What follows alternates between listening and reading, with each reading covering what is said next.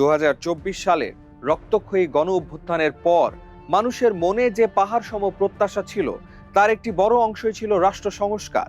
আর সেই সংস্কারের রূপরেখা হিসেবেই জন্ম নিয়েছিল জুলাই জাতীয় সনদ।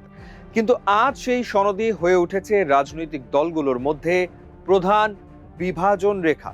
রাজনীতি যখন উত্তপ্ত, ঠিক তখনই দৃশ্যপটে হাজির হলো আদালত। সুপ্রিম কোর্টের দুজন আইনজীবী যখন জুলাই সনদ এবং গণভোট অধ্যাদেশের বৈধতা চ্যালেঞ্জ করে রিট করলেন, তখন পরিস্থিতি আরো জটিল হয়ে গেল।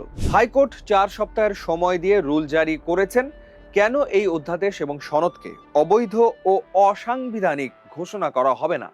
এখানেই শুরু হয়েছে আসল বিতর্ক। অনেক রাজনৈতিক বিশ্লেষকই মনে করছেন, অতীতে অনেক সময় ক্ষমতাসীনরা নিজেদের রাজনৈতিক দায় এড়াতে আদালতকে ব্যবহার করেছেন। জামায়াতে ইসলামীর সেক্রেটারি জেনারেল মিয়া গোলাম পারোয়ারও একই অভিযোগ তুলেছেন।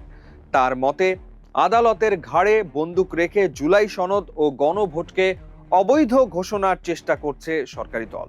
অতীত সরকারের পথে হাঁটতে চাইলে দায়ভার বিএনপিকেই নিতে হবে বলেও হুঁশিয়ারি দেন তিনি।